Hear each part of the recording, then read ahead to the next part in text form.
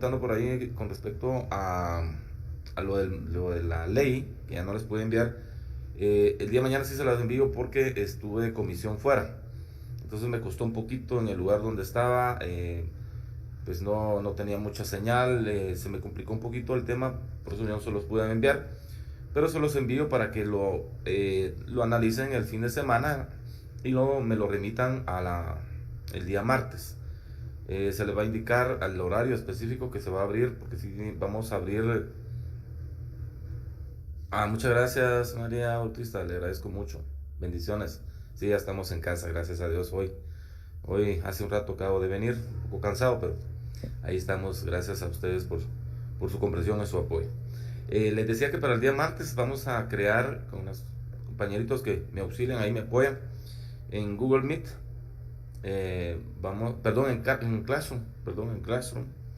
Vamos a abrir alguna página ahí para que puedan remitir su análisis que van a hacer y sus comentarios. Yo les dejo ahí el criterio en cuanto a cómo quieren hacer su trabajo. Yo les pedí mínimo 2 hojas, pues si se pueden expandir más, pues no hay ningún problema. Si quieren realizar algún tipo de comentarios, conclusiones, igual también lo pueden hacer. Entonces ahí lo pueden mandar. En Classroom se va a aperturar el día martes. Solo se les va a indicar a qué horas se va a aperturar para que ustedes tengan ese tiempo para remitir. Aparte de eso, pues en cuanto a lo del otro sábado, tenemos el repaso, ¿verdad? Va a ser a las 2 de la tarde. Esperemos que sea entre las 2 o 3 de la tarde. Este sábado voy a hacer unos videos para avanzar un poquito más también, y esos videos pues se van a subir al Classroom para que ustedes también los tengan ahí, referente al material, lo que es el libro como tal. Vamos a iniciar y gracias, Trisha, igualmente Trisha, mucho gusto, buenas tardes. Entonces vamos a ir haciendo algunos videos para poder avanzar en el contenido del curso, y ahí van a estar esos videos también, se van a subir. Entonces con ello lo que se trata es poder ponernos al día por el atraso que yo he tenido, pues, ¿verdad? Prácticamente, y algunas cuestiones que se han dado por fuerza mayor. Entonces estamos en esa situación. Vamos a iniciar entonces, por favor, veamos lo que es la definición de expediente administrativo.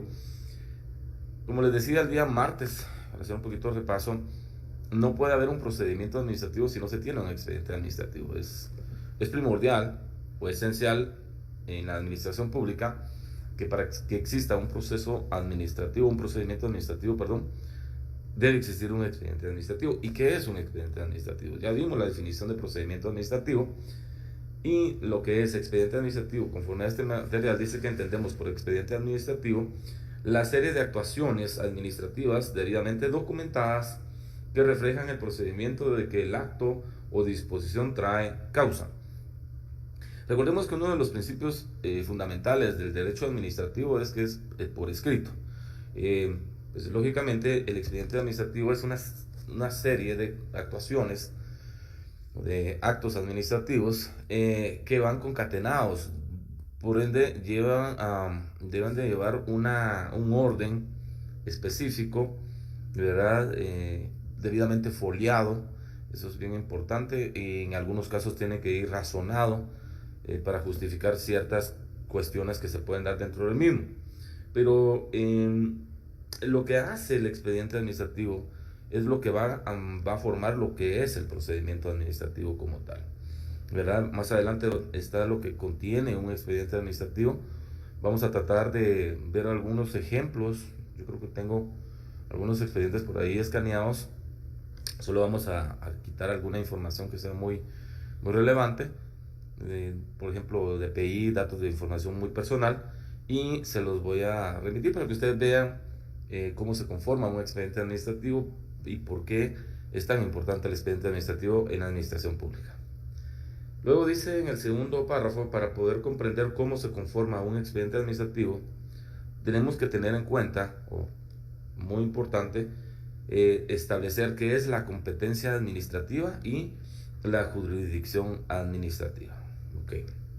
Y luego pues está lo que es la definición de competencia administrativa, indica que la competencia es el ámbito sobre el que un órgano ejerce su potestad jurisdiccional. La jurisdicción no se reparte, pero sí cabe repartir las materias, la actividad procesal y el territorio en el que se ejerce la jurisdicción, es decir, aquella porción de la jurisdicción asignada a cada oficio. Un ejemplo sería: todo juez tiene jurisdicción, pero no todos los jueces son competentes por razón de materia, por razón de territorio, de cuantía, etc. Y la definición de jurisdicción deviene de las palabras etimológicas de jus juris, que significa derecho, y digere, que significa declarar, o sea, es decir, la facultad de declarar el derecho. Bueno, ya todos hemos aprendido en muchos cursos las definiciones de competencias de jurisdicción.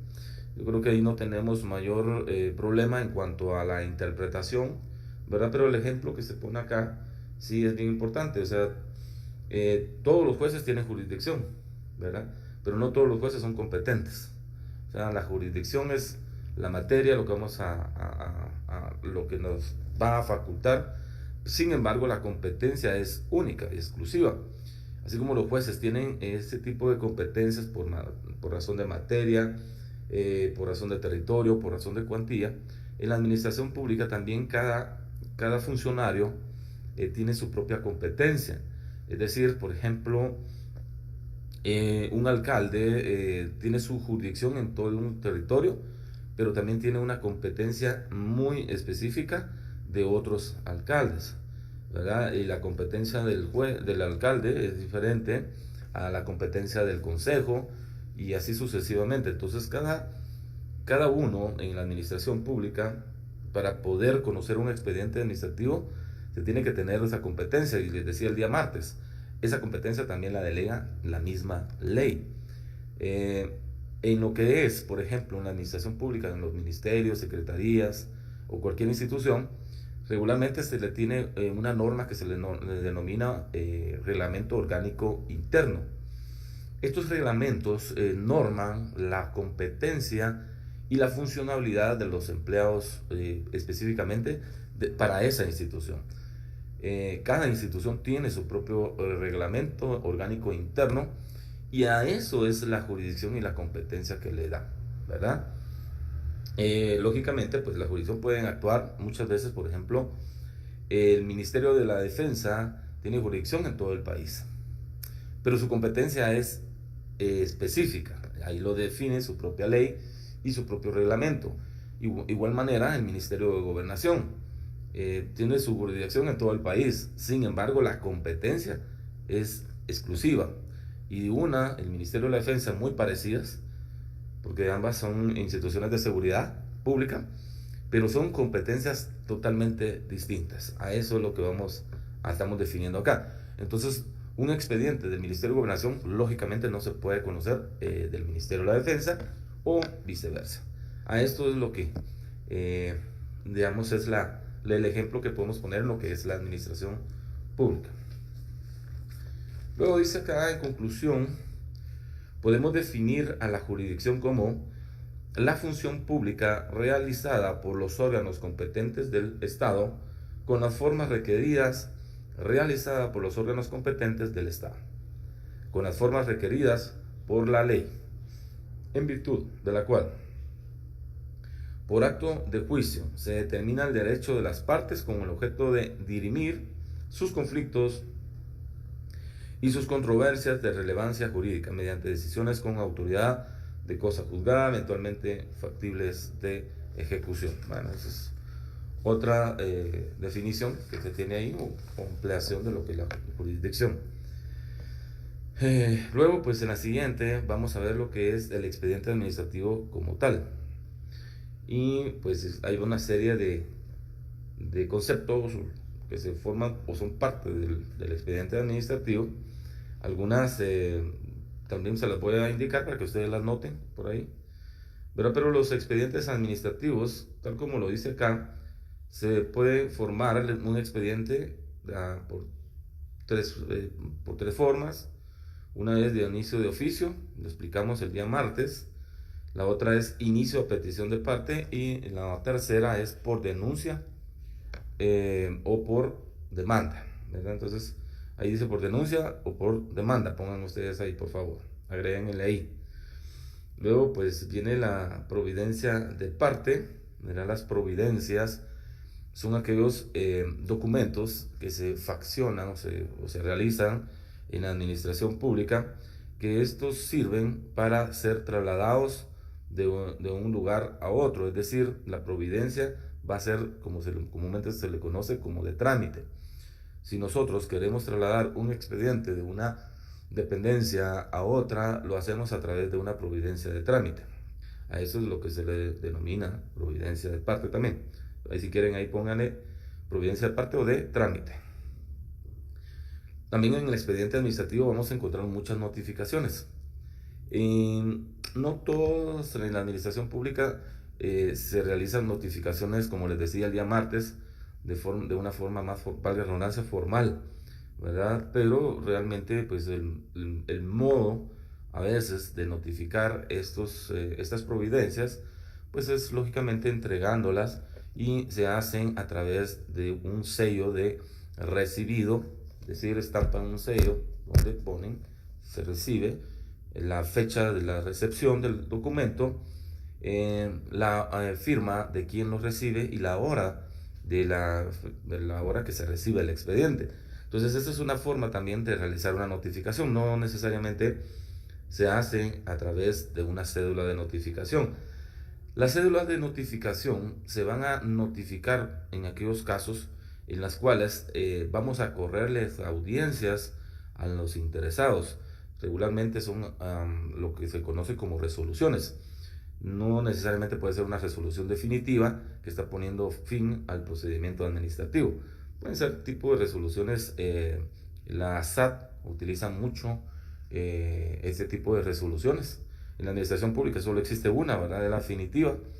Pero la SAT sí utiliza, lo vamos a ver más adelante, en los procesos de fiscalización, una serie de resoluciones. Entonces ellos sí realizan sus notificaciones de forma oficial.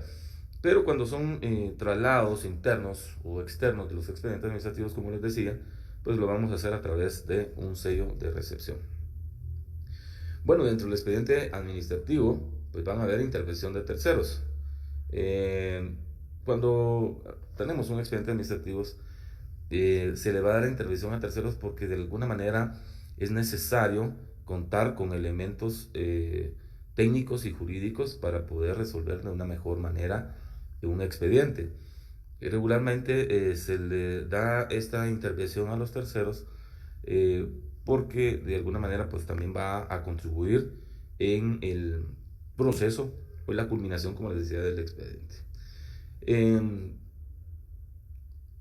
Hay algunas cuestiones por acá, por ejemplo, en la municipalidad suele suceder esto, le dan intervención a terceros, es decir, algunas instituciones o a las mismas personas. Vamos a mejor a formar un expediente de una municipalidad para no perdernos.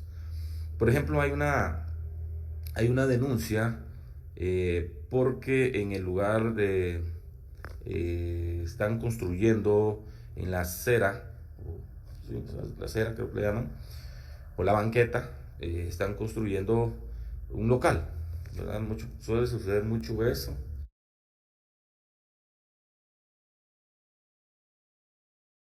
Eh, y resulta que es una calle pública, ¿verdad? Y pues las personas, los vecinos, denuncian ante la municipalidad eh, esta construcción de una ampliación a un local comercial. De esos casos hay muchísimos. Y entonces pues se hace la denuncia correspondiente. Se le va a dar intervención a terceros, muchas veces pueden ser hasta los mismos vecinos. Se le da intervención a nosotros, por ejemplo, en bienes del Estado, se nos da intervención porque las calles son del Estado, ¿verdad? Es un bien del Estado, entonces también se da intervención a bienes del Estado. También se le da intervención a la PGN, más adelante también está ahí mismo. Se le da intervención a los denunciantes o demandantes, y también pues se puede darle intervención a control territorial de la misma municipalidad, o eso lo hace el juzgado de asuntos municipales, ¿verdad? ¿Y a quién más se le puede dar? Bueno, si es una carretera, pues también a la Dirección General de Caminos. Y si hay alguna otra institución involucrada en ese tema, pues también se le da la intervención como terceros. ¿Por qué? Porque esto también va a ayudar a fortalecer el expediente administrativo y muchas veces pues esto va a aclarar un poco más la situación. Luego vienen las diligencias e inspecciones. Dentro del expediente administrativo, viendo el mismo caso de la municipalidad, pues no se puede quedar con la denuncia como tal el juzgado, ¿verdad? Para poder resolver esta denuncia o esta demanda. Lo que va a hacer es trasladarla al departamento de, pues no sé, también puede ser el control territorial, puede ser otra dirección de ahí de la municipalidad, a efecto lleve a cabo las inspecciones e investigaciones correspondientes para determinar que efectivamente la denuncia fue, fue realizada pues de forma normal, ¿verdad? Porque muchas veces pueden ser denuncias falsas. Y lógicamente, pues al realizar estas diligencias, se va a levantar se va a realizar un informe, ¿verdad? Hay un informe en el cual se va a detallar si la finca es propiedad del Estado, si la finca es propiedad particular, si es propiedad municipal. Va a establecer en el mismo, ¿qué les digo?, coordenadas de donde se está haciendo la construcción. Eh, Van a indicar ahí con fotografías, ¿cómo se llama?, la construcción. Van a establecer las medidas de la construcción, van a establecer si efectivamente está sobre la banqueta y que esto pues de alguna manera afecta a los transeúntes y pues bueno, pueden plasmar cualquier cuestión que a la hora pues sea justificable para el momento de emitir la resolución correspondiente. Eso es lo que son las diligencias e inspecciones. Luego viene, pues dentro de estas diligencias, como les digo, emiten los informes. Pueden ser muchos más informes todavía, ¿verdad? Hay declaraciones y expertajes y documentos. Bueno, ya dijimos los informes, las declaraciones también pues van a ser los mismos vecinos, ¿verdad? Puede ser un ejemplo. Expertajes porque puede ser que sea necesario dentro del procedimiento administrativo, del expediente administrativo como se está formando, que necesitemos a un experto. Por ejemplo, por ponerles otro ejemplo, digamos que hay una denuncia de que un vecino se pasó, construyó más del área que le corresponde conforme a su plano o conforme a su inscripción registral. Entonces, pues se puede solicitar dentro del procedimiento administrativo o el expediente que se nombre a un experto, ¿verdad? Medidor. En este caso puede ser un ingeniero o un arquitecto, que son los profesionales que conocen este tipo de cuestiones, y se nombra a uno de ellos, ¿verdad? Para que pueda realizar la inspección correspondiente o el expertaje correspondiente, ¿verdad? Y entonces, expertaje significa de expertos. Y pues lógicamente algunos otros documentos que van a ser parte del expediente. Muchas veces también se hacen oficios donde pues establecemos ciertas cuestiones dentro de ellos, se plasman ciertas cuestiones y esos documentos van a ser parte de.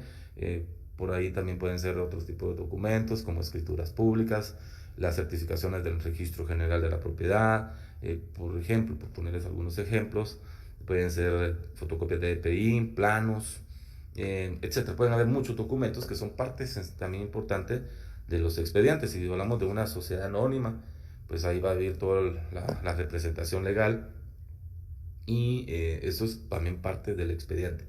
Conforme se va formando el expediente se van pidiendo ciertos requisitos y ahí es donde son esos documentos a los que se hace referencia por acá. Luego viene lo que son dictámenes técnicos y jurídicos. Los dictámenes técnicos o opiniones técnicas, si quieren pongan también ahí por favor dictamen u opinión. Esto de alguna manera hay muchas direcciones o dependencias que no tienen específicamente no tienen alguna dependencia técnica, pero lo pueden solicitar a través a otra institución para que se haga el apoyo correspondiente, ¿verdad?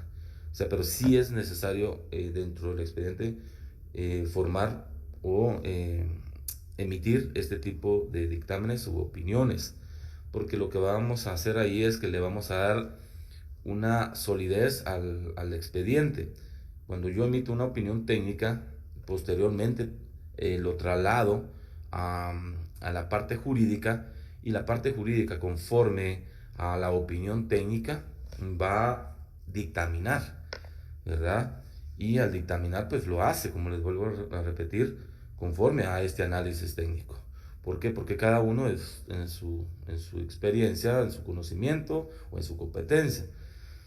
No se puede emitir un dictamen jurídico dentro de un expediente administrativo si no se tiene el dictamen técnico o la opinión técnica correspondiente.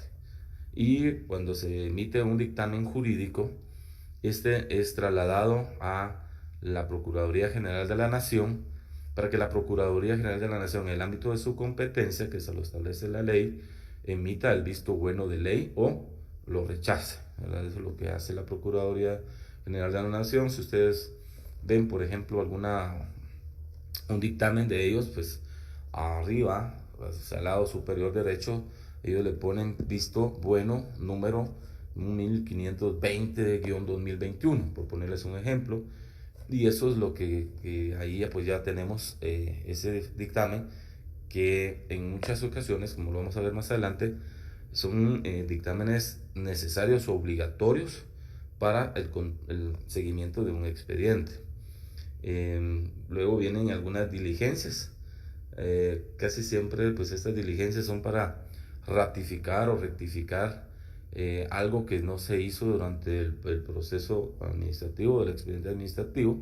Entonces en ese momento procedimental se pueden realizar algunas diligencias que se consideren necesarias. Y por último está lo que es acto administrativo o la resolución final. Y esto pues ya lo vimos el día martes. El acto administrativo, la resolución final, pues es donde se plasma la voluntad del funcionario público. Es decir, con todos los elementos que acabamos de ver, pues al final pues se tiene que emitir una resolución. A esto es lo que se le denomina, como les comentaba, que tiene el profesional, el funcionario, 30 días para emitir la resolución definitiva. Algo que es muy importante. Muchas personas dicen, desde que el momento en que yo hago mi solicitud o la demanda o del inicio de oficio de un expediente administrativo, la administración pública tiene 30 días para resolver esa petición. No, son 30 días desde el momento en que el expediente se encuentra en fase ya de resolver, es decir, emitir el acto administrativo, la resolución final. A ese es el plazo que denomina la ley, ¿verdad? Pero igual forma, pues se tienen que cumplir algunos plazos, como les decía, y más adelante lo vamos a ver, conforme a los manuales de procesos y procedimientos. Ahí hay plazos establecidos y esos son los que se le tienen que dar continuidad. El acto administrativo, la resolución final, pues lo que va a establecer o lo que va a resolver es si en alguna manera, por ponerles un ejemplo, un administrado hace una solicitud al administrador respecto a, por ponerles un ejemplo, le estamos solicitando a la municipalidad X una paja de agua, ¿verdad? Entonces esto se va a formar un expediente administrativo y al final pues se va a resolver si procede o no procede la solicitud del peticionario. Por ejemplo, si dijera se resuelve favorablemente, por supuesto, ¿verdad? Pero ya no es una paja, sino que es media paja de agua. Entonces este acto administrativo no fue lo que el peticionario hizo, ¿verdad? Porque él quería una paja completa, pero la administración pública o la municipalidad le resuelve solo otorgarle media paja. No digamos que le dijera sin lugar la petición, derivado A. Entonces, posteriormente a esto, esta resolución o acto final es el acto que puede dar origen a lo que es ya el proceso administrativo como tal. Es todavía procedimiento, pero ya esto es, vamos a iniciar con un proceso porque esto puede llevarnos más adelante al proceso contencioso administrativo, ¿verdad? Entonces, por eso se dice que la parte ya de las impugnaciones no es procedimental, sino que ya es un poco procesal. Algunos juristas por ahí tienen esa inquietud en que si es proceso o procedimiento. Y pues se las dejo a ustedes. Yo, a mi criterio, ya es parte del proceso. No es que sea el proceso, pero ya es más parte del proceso que el procedimiento. Si alguien quiere opinar ahí, pues bienvenido sea, ¿verdad? Entonces, cuando emitimos esa parte del acto administrativo, pues ahí, si no es resuelta favorablemente o satisfactoriamente, puede ser impugnada. Ok, sigamos, vamos a ver entonces más adelante está lo que el contenido del decreto 119/96, del artículo 1 al artículo 17 es la parte del procedimiento administrativo. De hecho, vamos a leer la ley. Esa ley es obligatoria. Del artículo 18 en adelante habla del proceso judicial, control privativo, o sea, el contencioso administrativo. Entonces, si vemos la ley de lo contencioso administrativo, está bien establecida, ¿verdad? Del artículo 1 al artículo 17, lo que es procedimiento administrativo como tal. Ahí vamos a ver también lo que son los recursos administrativos. Y del 18 en adelante la parte procesal o del control privativo, lo que se le conoce como contencioso, proceso contencioso administrativo. Luego aparece ahí pues que el artículo 3 del decreto 119/96, yo le puse ahí que habla de lo que es el principio de legalidad. Y de último están lo que son las clases de dictámenes. Habla del dictamen facultativo, del dictamen obligatorio y el dictamen vinculante. Bueno, cuando hablamos de estos tres tipos de dictámenes, el que nos interesa es, por ejemplo, el vinculante, el facultativo y el obligatorio. Bueno, el facultativo es cuando, pues, si yo quiero, puedo pedir un dictamen, ¿verdad? No me va a ser obligatorio en el sentido que yo voy a resolver conforme lo que me dictaminó el ente técnico o jurídico, sino que lo hago es para poder tener elementos más necesarios, como dicen, necesarios técnicos y elementos jurídicos que me van a permitir a mí como funcionario poder emitir un acto administrativo más apegado a derecho. Para eso es ese dictamen facultativo. Sin embargo, cuando hablamos del obligatorio y el vinculante, a veces nos confundimos y creemos que es el mismo. Por ejemplo, obligatorio es cuando la ley así lo establece. Es decir, obligadamente se tiene que cumplir. Por ejemplo, en los recursos de revocatoria, ¿verdad? La ley establece que debe de haber un dictamen emitido por la Procuraduría General de la Nación.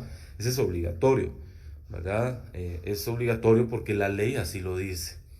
Y cuando hablamos vinculante es porque de alguna manera estos dictámenes van a ser no como el facultativo, de que, o sea, puedo pedirlo, pero no necesariamente tengo que emitir mi acto administrativo como ahí facultativamente me lo están diciendo, ¿verdad? Solo me sirve nada más como evento. Sin embargo, el vinculante sí, ¿verdad? Porque el vinculante me va a decir si puedo o no puedo hacer ese acto administrativo. Esta es una situación bastante incongruente en el procedimiento administrativo porque en muchas razones, en muchas cuestiones, dice que los dictámenes no pueden ser vinculantes, es decir, no puede ser que yo yo voy a emitir un acto administrativo donde yo voy a decir que procede o lo voy a resolver favorablemente, pero en el dictamen vinculante me dice que no, que no. Pongamos un ejemplo, vamos a hacer un contrato de arrendamiento y pues estos contratos de arrendamientos obligatoriamente va a asesoría jurídica. Asesoría jurídica revisa todo el procedimiento como tal y jurídico dice no es procedente la emisión o poder suscribir el contrato administrativo de arrendamiento, esto derivado a, y viene una serie de cuestiones. Y por eso se le llama vinculante, porque de alguna manera, si yo como funcionario me está diciendo jurídico que no es procedente y lo realizo, entonces esto a la hora de haber una auditoría o fiscalización correspondiente me va a traer consecuencias, ¿verdad? Entonces, ¿por qué? Porque el auditor va a decir, pero mire, ya jurídico aquí le había indicado que no, ¿y usted por qué lo hizo? Pero no, porque yo, mire, yo tengo la competencia para poder suscribir ese contrato de arrendamiento. La misma ley me lo da, pero el jurídico me dijo que no. Pero entonces, ¿para qué pido opinión? Porque lo tengo que hacer, mi procedimiento así me lo obliga. Entonces, ahí es donde está la situación. Entonces, puede ser vinculante un dictamen. En estos casos, sí, ¿verdad? Los funcionarios públicos no van a arriesgarse y no van a emitir una disposición final, una resolución, si el dictamen dice que no procede. A eso es la diferencia. Luego, pues aquí hay algunas definiciones, ¿verdad? Están las fuentes del derecho administrativo. Dice que son el lugar de nacimiento y punto de partida del derecho. Las fuentes son eso, ¿verdad? Cuando nacen y ese punto de partida del derecho. Luego están las fuentes formales del derecho administrativo.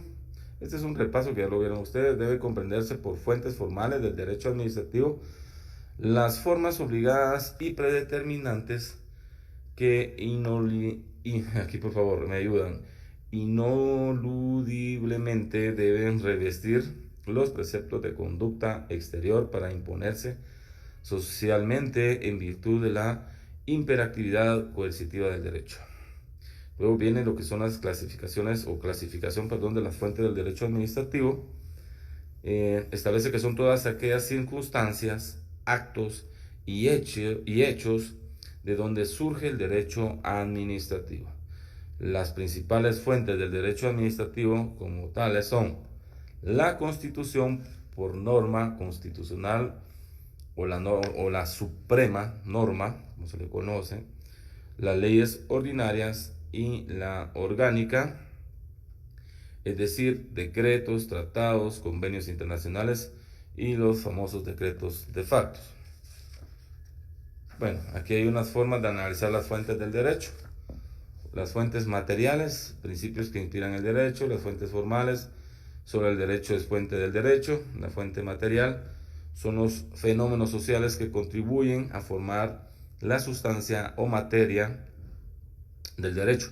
Por ejemplo, el derecho sustantivo, o sea, los factores y elementos que determinan el contenido de las normas jurídicas, la moral, la política y el derecho natural. Luego viene el derecho natural, es el que pretende igualdad entre los hombres, basado en lo justo, en lo injusto, en la cual se equipara la filosofía del derecho. Y las fuentes formales, como lo acabamos de ver, son las formas obligadas y predominantes que ineludiblemente deben revestir los preceptos de conducta exterior para imponerse socialmente en virtud de la potencia coercitiva del derecho.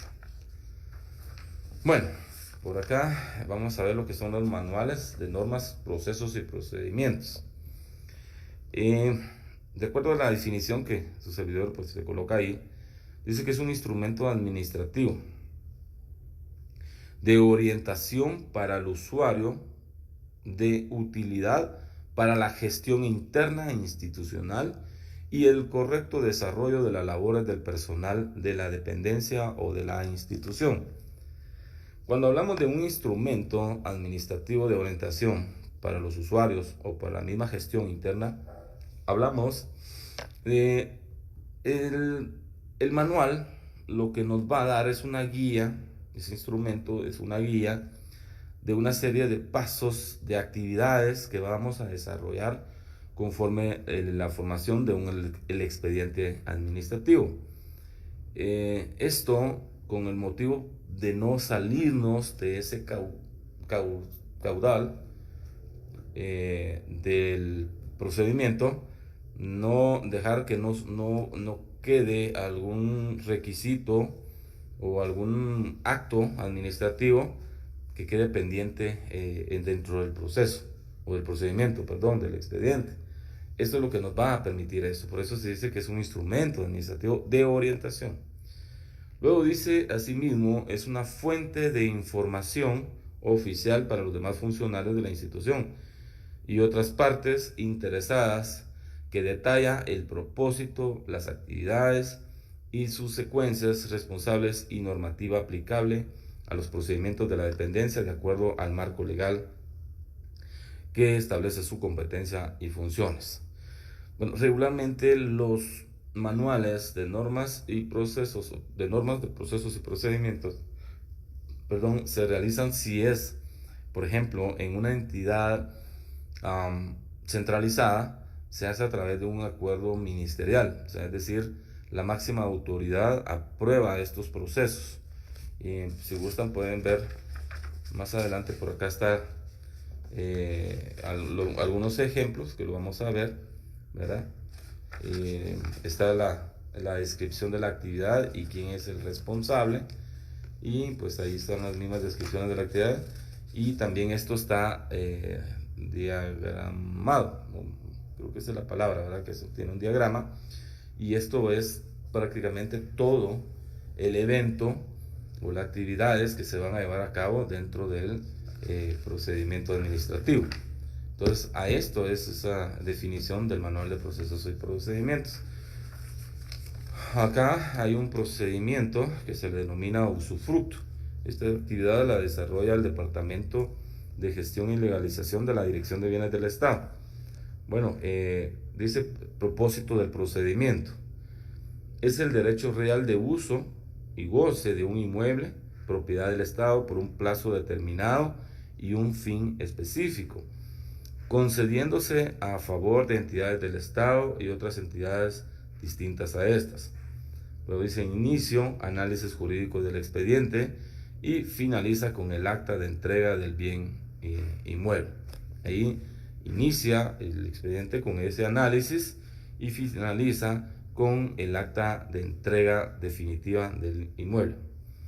Luego, pues las normas aplicables para poder llevar a cabo este procedimiento de usufructo es la Constitución Política de la República de Guatemala, la ley del organismo ejecutivo, el Código Civil, el Reglamento Orgánico Interno del Ministerio de Finanzas Públicas, y por ahí dice la estructura orgánica interna del Ministerio de Finanzas Públicas. Esa no porque no es una norma, la estructura no es una norma. Yo creo que hay un error, esto ya se corrigió.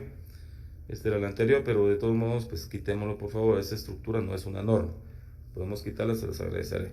Son esas 4 normas las que le dan la competencia para realizar esa función, a esa función administrativa.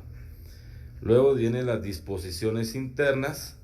Está el análisis para la procedencia del usufructo. Se tiene que hacer un análisis técnico, en la cual pues se va a establecer en ese análisis, por ejemplo, regularmente se emite una opinión técnica, se hace la inspección, se verifica el inmueble, como les decía, van a haber fotografías, se determina que ese inmueble no lo tenga otra entidad en uso, ¿verdad? Porque no se podría otorgar en usufructo ese inmueble si hay otra institución que ya lo tiene. Entonces se hace esa investigación correspondiente, se hace la investigación en el Registro General de la Propiedad, que ese inmueble no tenga ninguna anotación, una limitación correspondiente, ¿verdad? Está bien, no hay ningún problema, continúa, se realizan fotografías, como les digo, se va a hacer un análisis del terreno, si el terreno, su topografía es plana, si tiene ciertas, está en un área montañosa, boscosa, si esta cuenta con alumbrado eléctrico, si cuenta con agua potable, drenajes, etcétera. Entonces todo eso es lo que se va a hacer en ese análisis técnico. Luego viene pues una serie de actividades y quién va a ser el responsable. Por ejemplo, acá dice en la primera actividad, solo poner algunos ejemplos: conoce y traslada el expediente al Departamento de Gestión y Legalización. pues el responsable o el funcionario es el director o directora. Luego dice, conoce y traslada expediente a analista jurídico para su análisis y trámite correspondiente. Esa actividad responsable le corresponde al jefe del departamento. Luego viene y dice, analiza y traslada al Departamento de Registro e Investigación del Patrimonio del Estado para su investigación. Es el caso que le acabo de indicar. Lo hace este analista jurídico. Luego el Departamento de Investigación del Patrimonio del Estado elabora un informe técnico y traslada al Departamento de Gestión y Legalización para establecer si procede o no el usufructo. Entonces, en ese momento va a emitirse una opinión técnica, una opinión técnica o un informe técnico, en donde, como les decía, esas cuestiones se van a establecer, se van a plasmar ahí. Entonces ya el analista jurídico va a analizar el expediente y se ve que cumple con todos estos requisitos, que no tiene ninguna limitación, ninguna anotación, el bien inmueble está saneado en todo, pues va a emitir su opinión jurídica en la cual va a establecer que efectivamente procede otorgar el usufructo a favor de una entidad. Hace su opinión jurídica, emite de una vez ahí, para no seguir viendo todo el proceso, emite la disposición reglamentaria, es decir, el acuerdo gubernativo correspondiente, de una vez se plasma, se hace la minuta, digamos, y posteriormente esta opinión jurídica se traslada a la asesoría jurídica del ministerio para que esta dependencia emita su dictamen jurídico, y posteriormente este dictamen jurídico va a la Procuraduría General para el visto bueno de ley. Lo que les decía, ¿verdad? Lo obligatorio, debe llevar ese visto bueno. Con ello pues ya se tiene, entonces se imprime el acuerdo gubernativo, se traslada para la firma del ministro de Finanzas y del señor presidente de la República. Cuando ya está firmado y todo, se publica en el Diario de Centroamérica por cualquier objeción. Posteriormente ya está publicado, se remite el expediente a la notaria del Estado, quien es la escribanía o la escribana de Cámara y de Gobierno, para que se faccione la escritura pública correspondiente. Se facciona la firma el Procurador General de la Nación, como representante legal del Estado, y pues en este caso solamente si es una entidad autónoma, va, por ejemplo, un alcalde, se le va a otorgar a un alcalde, va a comparecer el alcalde a suscribir también la escritura pública, y posteriormente pues se lleva a cabo lo que es el procedimiento registral correspondiente. Eso es, digamos, el proceso. Y ya cuando está inscrita el inmueble en el registro general de la propiedad, elabora un acta administrativa en la cual se hace la entrega definitiva del inmueble del usufructo. Entonces, como bien lo decía, se inicia a través de ese análisis y se concluye con el acta administrativa correspondiente. Entonces, y ahí van a ver ustedes una serie de pasos, ahí me obvié algunos, pero aquí están completos. Acá en el diagrama que pueden ver ustedes, no sé si se logra ver, pero en algunos casos, se les pone plazos para poder cumplir estas actividades, ¿verdad? Y pues esto es prácticamente lo que es un procedimiento administrativo como tal, para que ustedes lo pudieran ver, y si tienen alguna duda o comentario, pues estoy a sus órdenes para poder atenderlas en este momento y con mucho gusto.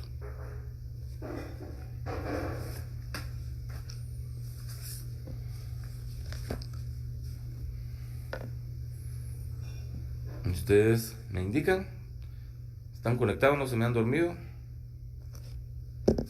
A ver.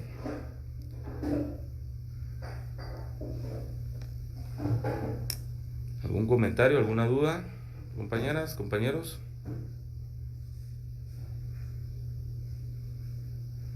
¿O todo está claro?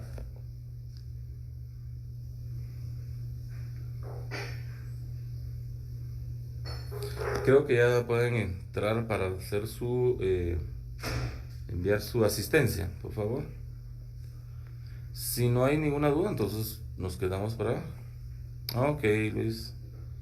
Muy complicado ver ese cuadro, pero le daré una revisada. Pues no se preocupe, solo es un ejemplo para que ustedes se los plasmo, para que ustedes lo vean. Eh, la verdad es que hay muchos ejemplos, pero es un ejemplo nada más, ¿verdad? Para que no, más o menos, porque está muy pequeño. Muy bien, Elma y Betsabe, gracias. Entonces, nos dejamos por ahí el día sábado, como les digo. Voy a hacer un par de videos. eh, Vamos a ver, por acá hay alguna pregunta que nos hace María Bautista. Dice, le gusto en saludar. Gracias a saber, perdón, vamos a ver dónde está aquí. A ver, María Bautista. Por aquí, vamos a ver, se me pierde el comentario.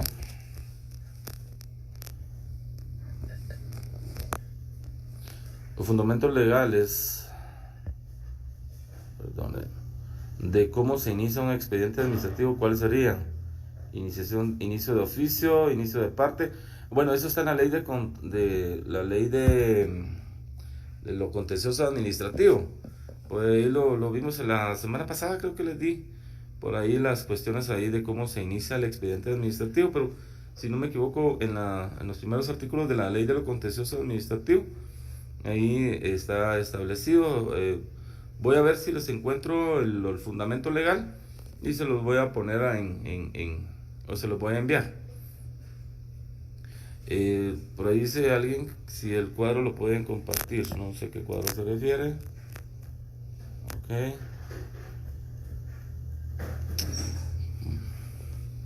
Sí, no se ve bien. Yo sé que no se ve bien.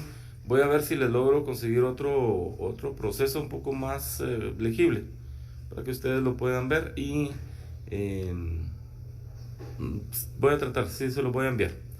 Voy a ver otro proceso más legible, ¿vale? Para que ustedes puedan tener un ejemplo más claro. Y pues bueno, mucho gusto y gracias a ustedes por su atención. Y esperamos pues vernos primero Dios el día martes, ya con el análisis de la ley y los videos correspondientes y lo que quedó de enviarles el tema de lo del fundamento legal. A sus órdenes, ahí estamos, Jan, ¿no? A sus órdenes. Pasen feliz noche y éxitos en su otro curso. Gracias, María. Cuídense. Muchas bendiciones. Feliz noche.